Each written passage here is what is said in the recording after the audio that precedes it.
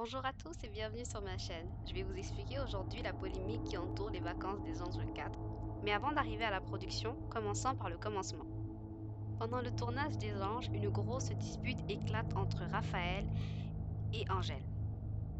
Alors je ne sais pas si vous vous en rappelez, mais il y a quelques mois on avait vu une vidéo en ligne qui a été faite par Angèle à partir de sa cellule, pardon, de son hôtel, dénonçant le comportement de Raphaël. Je vous laisse écouter pour vous rafraîchir la mémoire.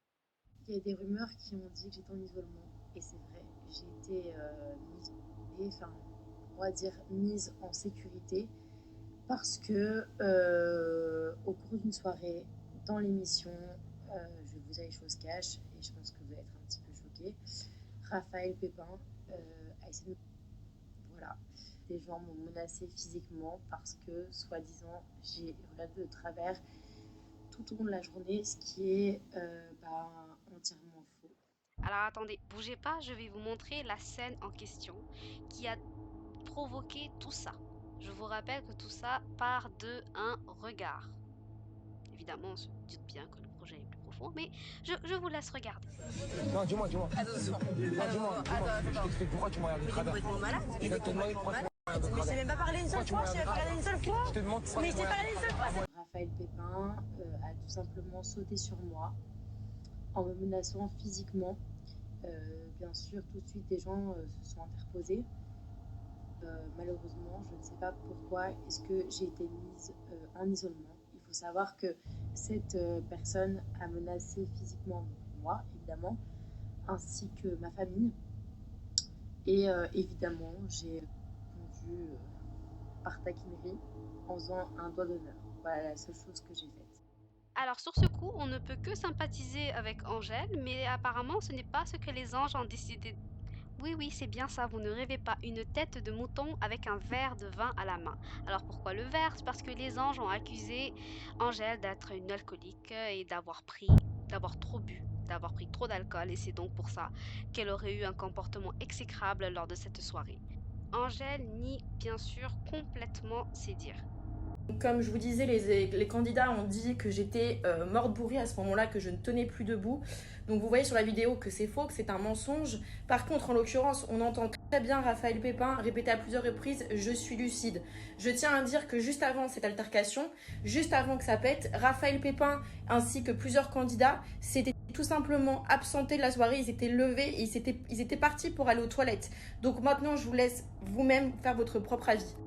Alors on comprend tout ce qu'Angèle voulait nous faire comprendre, c'est un petit peu l'hôpital qui se fout de la charité en ce qui est matière d'alcool. Alors, mais qu'est-ce que Angèle reproche donc à la production? Eh bien, c'est d'avoir accepté l'harcèlement qu'elle a subi, de l'avoir mis en isolement alors que Raphaël Pépin, avant cette soirée qu'on nous montre, lui avait jeté des produits lavants, si je me rappelle bien, à la figure. Et qu'il avait eu un carton jaune et que finalement, à la prochaine action, c'est elle qui s'est faite mettre en isolement et pas Raphaël. Ça ne va clairement pas.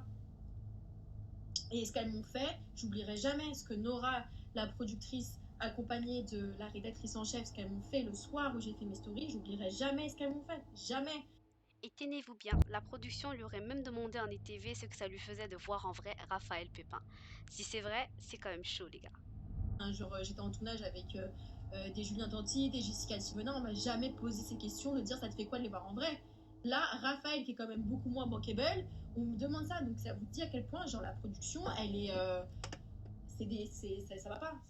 Et ce n'est pas terminé, elle accuse aussi la productrice d'avoir essayé de décrédibiliser son discours lorsqu'elle est partie l'informer de ce qui se passait, en la faisant passer pour tout simplement une personne instable. En fait, la meuf, elle essaie de me faire passer pour une tarée, déjà, même en face de moi. Elle avait déjà commencé son travail qu'elle avait fait avec toutes les précédentes candidates qui ont voulu se rebeller. Et elle a voulu le faire, mais déjà, dès devant moi, frontal. Genre en mode, je suis folle parce que je crie, parce que je m'énerve, parce que je suis choquée de ce qui se passe. C'est un truc de ouf, quand même. C'est une tarée, cette meuf. C'est une tarée. Les jumelles Rawel et Rania ont elles aussi fait part de l'acharnement qu'elles ont vécu. On se rappelle d'ailleurs que Rania a été éliminée parce que la production avait rassemblé les anciens pour qu'ils décident de la personne qui allait sortir. C'est quand même vicieux ça. T'as voulu t'attaquer à moi, là, c'est moi qui décide de ton sort. Eh, ton blaze, Je vais le dire, je vais le dire. J'ai la puissance qui va sortir aujourd'hui. Alors, petite démonstration de force de la part de Sarah, on l'aura bien compris, mais pour le coup, ça ne fait pas une très bonne image. Moi, j'aurais bien aimé Angel, mais bon. Non, Non. non, faut la laisser. Elle va encore plus nous détester. Alors, je ne sais pas ce que vous pensez de ce passage, mais ça m'a bien l'air d'une déclaration de guerre contre Angèle, sauf que à 10 contre 1, c'est pas très fort. Natania et Céline qui ont participé aux Anges 11 se sont rajoutés au hashtag boycott les anges. Si vous vous rappelez bien, Céline et Natania avaient vécu le même type d'harcèlement venant de la part de Sarah Frézou et de Raphaël pendant les Anges 11. Et elles ne sont pas les seules. Si vous vous rappelez bien, Sarah Van Elst avait elle aussi subi du harcèlement dans les Anges 10 et elle se rajoute au hashtag boycott les anges. Antoine Goretti, qui avait subi du harcèlement lorsqu'il était petit, prend aussi parole et je vous laisse écouter. Énergie 12, c'était pas un secret.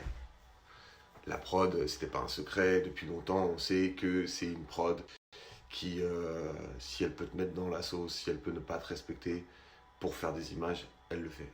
Bref, c'est pas ça la question. C'est que je vois, on met plein de gens dans la sauce et dans les anges, les vacances des anges là, il y a plein de gens que j'aime bien. Et je sais que par principe, ils vont défendre les amis, peut-être même la prod. Genre, mais je sais qu'ils ont un bon fond, tu vois, genre Toto, Emma, il y en a plein, même Ahmed, je sais que c'est pas un mauvais gars. Pause. J'ai oublié de vous dire quelque chose. Alors, d'après Angèle, Ahmed aurait essayé lors d'une altercation avec Rania de mettre un coup de poing à Rania et le coup de poing s'est arrêté à quelques centimètres de son visage, d'après Angèle. Ah ben moi je vous dis qu'il a fallu lui mettre une droite. Je vous le dis, la droite elle s'est arrêtée à 2 mm. Mais aussi, il aurait une fois lancé une bouteille en direction de Rania et ce serait Julien qui se serait pris la bouteille en pleine gueule. Donc voilà. Mais reprenons avec Antoine. Euh, Même Kevin, je sais que c'est pas un mauvais gars au fond. Mais le truc, c'est que on peut plus défendre ses amis à tout prix. On peut pas les défendre, on peut pas défendre l'indéfendable. Quand depuis des années, il se passe ce genre de truc, et qu'on les défend ou qu'on ne dit rien, c'est qu'on cautionne. Et cautionner, c'est pas quoi. Moi, personnellement, si j'avais un ami qui harcelait une meuf, je le défendrais pas. Je lui dirais déjà, mec, ce que tu fais, c'est abusé, mais je le défendrais pas en public. Je l'enfoncerais pas, mais je le défendrais pas, c'est impossible. Donc après, les anges, enfin en tout cas, la production, je sais pas à quoi ils jouent. Mais les gars, c'est simple de dire, vous avez raison, pardon, on assume, on a fait une connerie, basta. Y a pas plus simple. Non, à côté de ça, ils balancent sur les lives, genre, vous avez été payé, de quoi vous vous plaignez? Oh, c'est pas l'argent qui fait que. Et après, ça dit, genre, c'était une erreur. Genre, on s'est fait pirater. Et le CM qui a écrit ça, il doit être dans la sauce aussi. Faut être con pour écrire un truc comme ça, franchement. Vous avez pris un stagiaire, c'est pas possible. Parce que c'est pas parce que t'es payé pour quelque chose qu'on a le droit de te harceler. Enfin bref, c'est n'importe quoi. Donc par principe, je suis pas pour le boycott d'un truc parce que voilà, il y a des gens qui travaillent, il y a des gens très bien qui travaillent, des candidats très bien, mais bon, le problème c'est que l'effet de groupe toujours est dommageable et en tout cas va dans le sens du harcèlement. Donc par principe, oui, moi je pense qu'il faut boycotter aussi une. Merci Antoine de t'être exprimé, je pense qu'il n'y a plus rien à rajouter sur ce sujet. Mais à qui d'autre fait-il référence lorsqu'il parle de personnes qui défendent leurs amis corps et âme?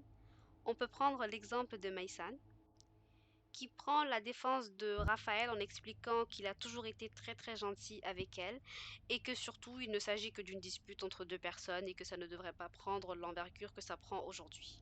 Quand il y a des trucs qui me déplaisent, qu'il y a des propos qui me déplaisent, qui sont tenus sous mes yeux, je le fais savoir. Raph, je lui ai fait savoir. Angèle, je lui ai fait savoir. Maintenant, on est quand même sur une histoire qui implique deux adultes quand même qui sont volontairement présents sur un tournage. Okay. De plus, selon Mason, Angèle aurait pu quitter l'aventure depuis longtemps puisqu'on n'est pas séquestré dans un tournage. Maintenant, on n'est pas séquestré sur un tournage. On n'est pas séquestré sur un tournage et dans ces conditions-là, la responsabilité incombe au candidat à prendre son téléphone et à appeler la psychologue qui a notre dispo 24 heures sur 24. Ça permet de garder les pieds sur terre et de ne pas se perdre entre le show, les disputes, le ci, le là. C'est quand même très important. il y a trop peu de candidats qui ont ce réflexe. Je crois que je suis la seule à le faire. À ma toutes les semaines, je raconte ma vie et je vais très bien. Et Eh bien voilà, Angèle, tu as bien entendu le conseil de Maysan. La prochaine fois, contacte la psychologue des anges et le problème sera réglé.